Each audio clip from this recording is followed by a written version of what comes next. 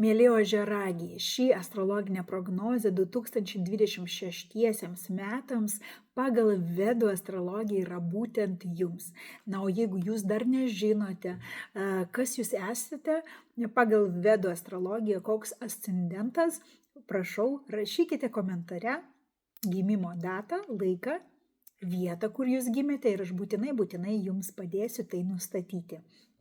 Taip pat žinau, kad praktiškai 80% visų žiūrinčiųjų nėra paspaudę užsiprenumeruoti, todėl kviečiu tai padaryti. Jums tai visiškai nieko nekainuoja.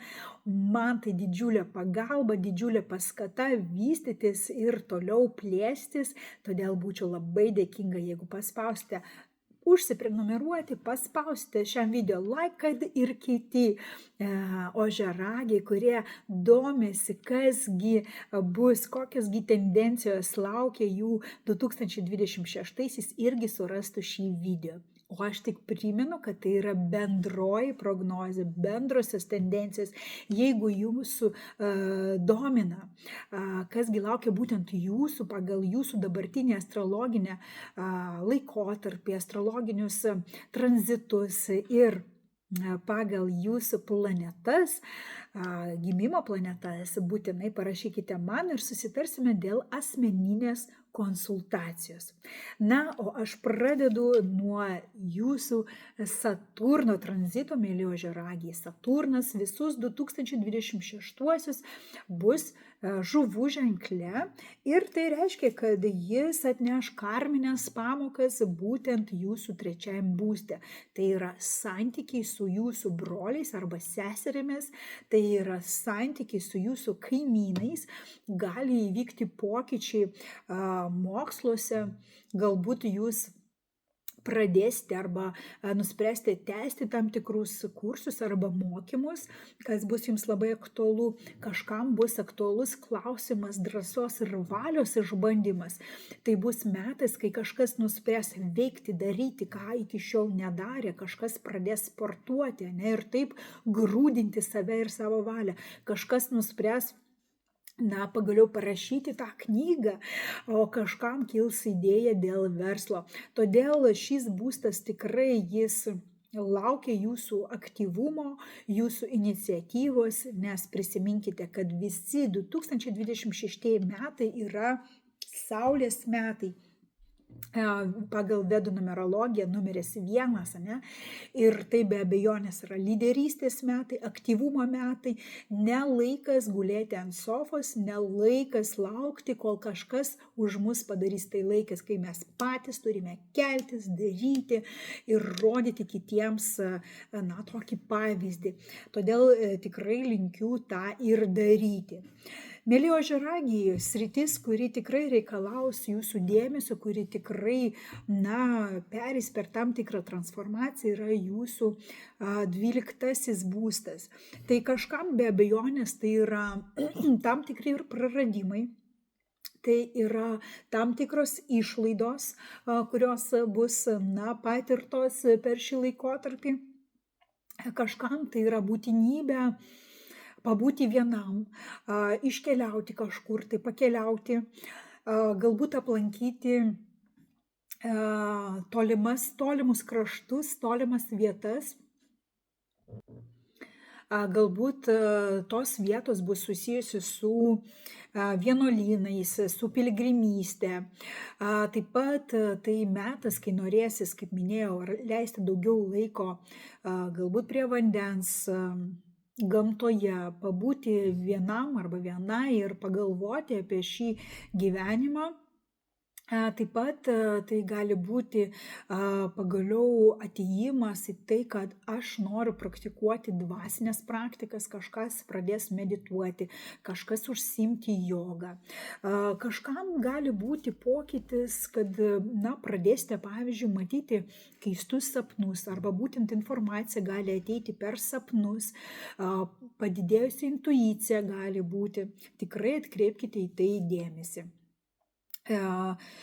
Ir šis sritis, jeigu jau neįvyko tam tikri pokyčiai, tai tikrai iki maždaug 2026 metų vidurio tikrai turėtų ateiti čia pokyčiai. Toliau pakalbėkime apie tokią planetą kaip Jupiterį, tai yra sėkmės planeta, tai yra gūrų planeta. Ir ji 2026 metais bus labai aktyvi, taip pat kaip ir buvo 25-aisiais iš tikrųjų. Iki birželio mėnesį Jupiteris bus jūsų 6-ajame būste, kur jis plečia jūsų darbus, atneša labai daug darbų, daug darbų, darbelių ir labai daug rutinos.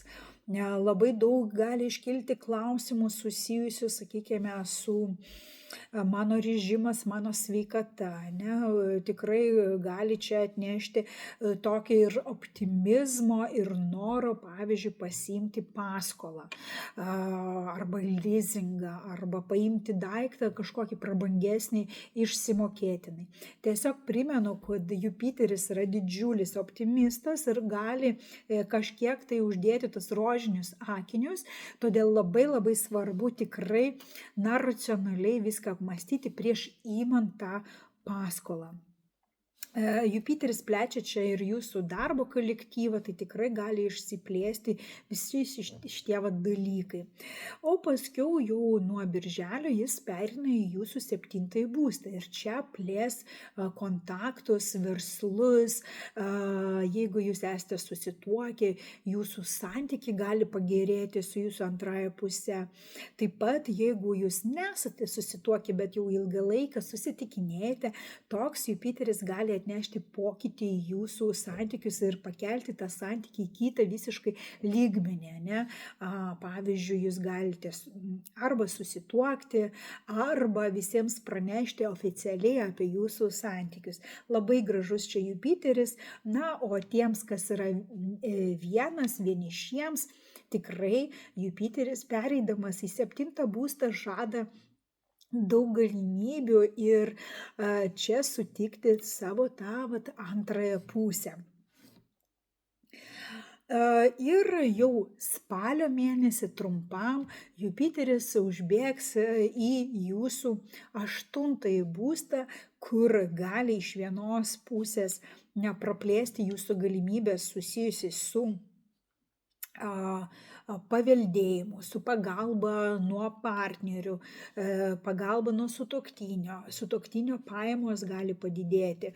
Vėlgi sėkmė įmant paskolą būstui, jeigu apie tokią galvojate.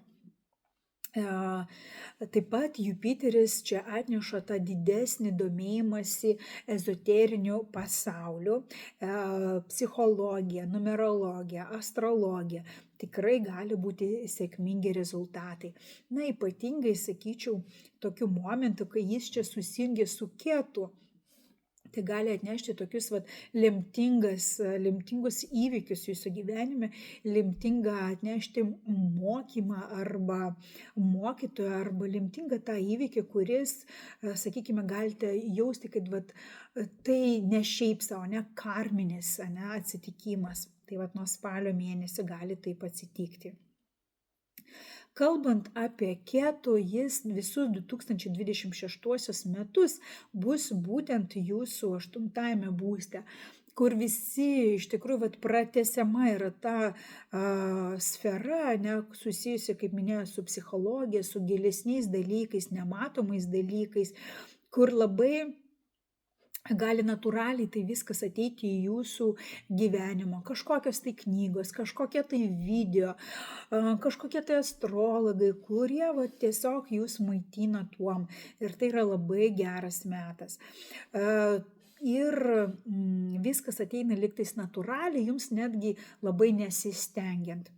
O po to nuo lapkričio mėnesį Ketu jau pakeis savo ženklą 18 mėnesių, tai jau nuo lapkričio ir link 2027 metų bus labai, tiesą sakant, 2027, tas 18 mėnesių laikotarpis jums kaip asmenybė bus labai svarbus, nes čia įvyksta pokyčiai, jūsų kaip asmenybės pokyčiai, kur, sakykime, visi kiti žmonės, visi kiti kontaktai lygtais eina į antrą pusę ir fokusas jau bus į jūs patį arba pačią, kur man svarbu mano ambicijos, mano tikslai, mano norai, kur jūs einate į kambarį ir būtent jūs jį apšviečiate, ne visi jūs pastebi, visi pastebi jūsų pokyčius ir tie pokyčiai gali įvykti taip ir fizinė prasme, ne, jūsų išvaizda, plaukų spalva, jūsų stilius gali pasikeisti, taip ir gali pasikeisti jūsų vidus, ne, taip kaip jūs galvojate, gali prasiplėsti, atsirasti naujų galimybių, šansų, praplėsti savo pasaulėžiūrą ir kažkokiu būdu pereiti į kitą lygį. Bet iki tol visus 2026 Rahu bus jūsų antrajame būste ir ten duos galimybės praplėsti būtent finansinį jūsų šaltinį, būtent jūsų. Ir tai yra, labai smagu, nes tai susiję, tas noras imti paskolas, galbūt ir netgi nenoras, bet ir galimybė ir visi šansai paimti tą paskolą ir išsiplėtusi finansinė gausa. Galbūt atsiras naujas pajamų šaltinis, o galbūt ir papildomas, galbūt netgi keli, gali būti tas ryšys su užsieniu ir ateiti tos pajamas kažkaip iš užsienio.